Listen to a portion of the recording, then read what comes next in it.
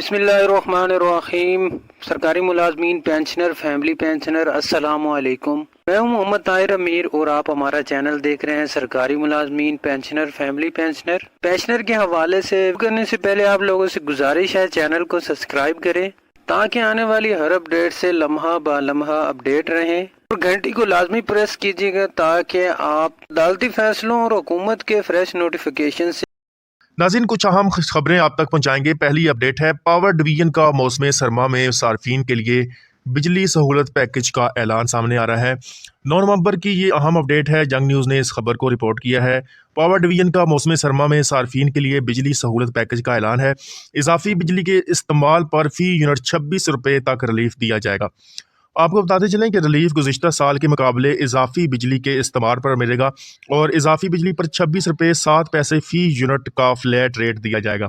मिसाल के तौर पर पिछले साल अगर आपने मौसम सरमा में 200 यूनिट इस्तेमाल की है और इस साल आप 300 यूनिट इस्तेमाल करते हैं, तो जो इजाफी 100 यूनिट्स हैं पिछले साल इस्तेमाल होने वाले यूनिट्स के मुकाबले में इस साल के जो इजाफी यूनिट्स हैं उस पर आपको 26 रुपये 7 पैसे का रिलीफ दिया जाएगा। पैकेज मौसम सरमा के 3 माह यानी दिसंबर 2024 से फरवरी 2025 के लिए होगा। पैकेज का इतलाक घरेलू को और कमर्शियल और सनती सार्फिन पर होगा। ज़राए के मुताबिक घरेलू सार्फिन को टैरिफ पर 11 रुपये 42 पैसे 26 रुपये, जबकि कमर्शियल सार्फिन को 13 रुपये 46 पैसे और 22 रुपये 71 पैसे तक फ़ी यूनिट रिलीफ मिल सकेगा। सनती सार्फिन को 5 रुपये 72 पैसे से 15 रुपये 5 पैसे तक रिलीफ दिया जाएगा।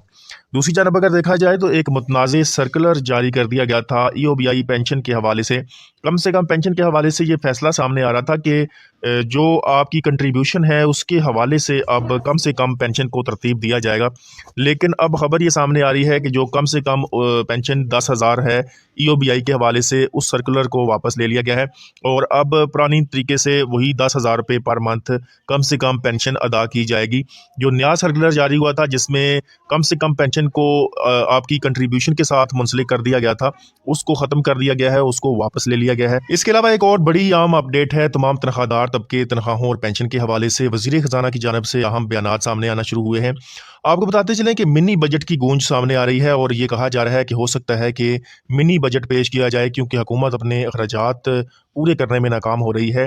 अपोजिशन की जानब से ये कहा जा रहा है, जबकि वफाकी वज़ीर ख़जाना मोहम्मद औरंगज़ेब ने कहा है कि हम मायदा तो कर लेते हैं, फिर शराइत पर अमर दरामद नहीं कर पाते। तो आइंदा हफ्ते जब IMF का वफद सामने आएगा तो उसके साथ ये तमाम मामला तमाम हक़ाइक़ उसके सामने रखेंगे।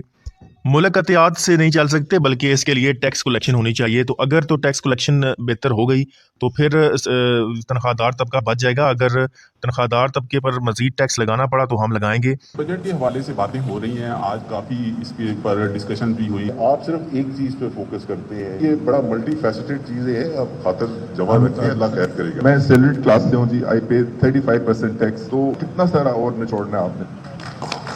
मेरी आपसे रिक्वेस्ट सिर्फ ये है कि आप अपनी आवाज़ बढ़ाइए और उठाइए कि हम ये कर देंगे, हम वो कर देंगे, कि this is not on any more because we are done.